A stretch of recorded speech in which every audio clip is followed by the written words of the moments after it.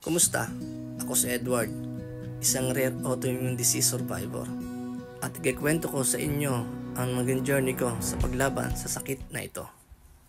February 2020, mahigit 4 na taon na ang lumipas nang ma-diagnose ako ng di pangkaraniwang sakit. Ang araw na bigla nilang sumama ang aking pakiramdam sa di malamang dahilan. Akala ko nung una simpleng naglat lang. Hindi pala, hindi umepekto yung paracetamol na iniinom ko. Kaya nagpunta na ako sa clinic para magpa-check up. Sabi ng doktor, may infection lang. Kaya't binigyan ako ng antibiotic para inumin. Ngunit sa paglipas ng araw, ramdam ko ang unti-unti kong paghina at pamamanhid ng aking mga binti. Hanggang sa tuluyan na akong hindi makalakad. Kasabay ng pagkawala ng bladder at bowel control ko. Worried na ang asawa ko. Kaya naman agad na nila akong sinugod sa ospital.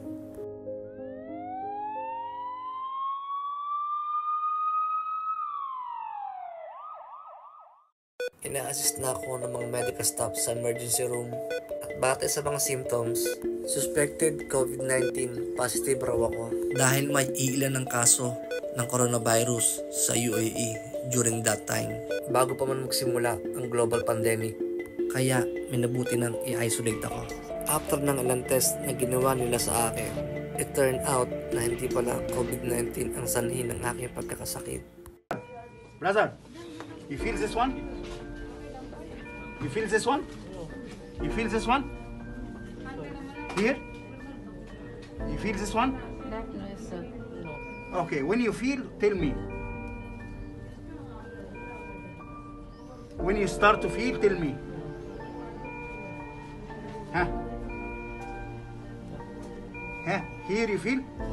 When you start to feel, tell. Here? Here and here. Different? Sa pangalawang pagkakataon, in-depth analysis na ang ginawa nila sa akin, katulad ng MRI, lumbar puncture, at blood test para malaman ang sanhi ng infeksyon. Deteriorated na ang kondisyon ko at hirap na ring huminga. Kaya naglagay na sila ng tracheal intubation para makahinga ako.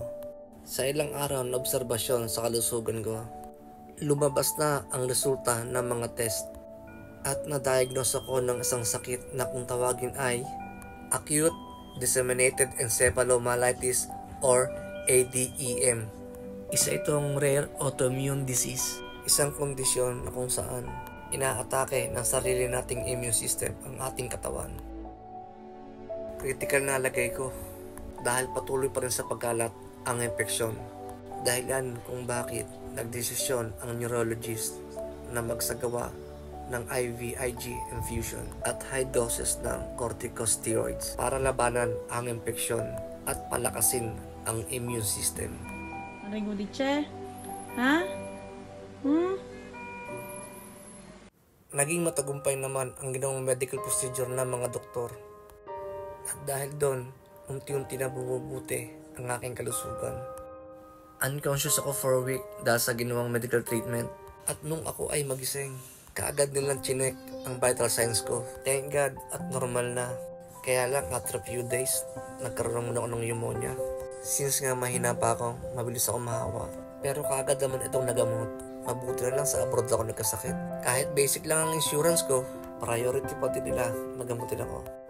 Confused, wala sa sarili, at hindi makausap ng maayos. Kaya naman pinag-take ako ng antidepressant medicine. After 15 days ko sa ICU, inilipat na nila ako sa recovery room para doon na tuluyan magpagaling. Madalas ako lang mag-isa sa recovery room dahil nasa trabaho ang asawa ko. Pero dumarating siya sa gabi para samahan ako at umaalis ulit siya sa umaga para magtrabaho. Nakakalungkot pala sa ospital, lalo na kapag nag-iisa ka na lang, bigla akong naawa sa sarili ko. Nag-breakdown nga lang ako dahil lumipas ng araw at linggo, hindi pa rin gumagalaw ang mga binti at paa ko. Walang pakiramdam mula dibdib hanggang paanan. Hindi ko na magagawa ang mga bagay na gusto ko kung ganito na ako. Kailangan ko makahanap ng motivation kasi baka hindi ko kayanin. Mabuti na lang at salamat andyan palagi ang asawa ko sa tabi ko simula pa nung una para samahan at palakasin ang loob ko. Dumating na ang araw na kailangan na akong ilipat sa rehabilitation facilities para makapagpa-therapy at mas maalagaan ako dahil sa kondisyon ko. Kaya lang may problema, masyadong mahal ang therapy at nursing care dito sa UAE. Hindi kakayanin ng gastusin para sa rehabilitation dito. Wala akong ibang choice kundi umuwi ng Pilipinas kahit labag ito sa kalooban ko para na din sa agarang physical therapy at recovery ko. Ito na ang araw na kailangan ko nang umuwi ng Pilipinas after ng isang buwan ko sa ospital. Masakit man para sa akin na ganitong kalagayan ako babalik. Nais ko lang magpasalamat sa Philippine Consulate para sa repatriation ko, sa mga staff ng Philippine Airlines para sa magandang treatment nila sa amin, at sa kasama kong medical nurse para sa pag-aasikaso sa akin during the flight, higit sa lahat sa mga doktor na gumamot sa akin. I am truly blessed dahil binigyan ako ng Diyos ng pangalawang buhay. Nais ko din magpasalamat sa mga taong dumalaw, nagdasal at tumulong sa aming mag-asawa.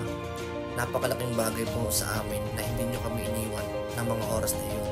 Diyos na lang ang magbabalik sa inyo para sa kabutihang ginawa ninyong lahat sa amin.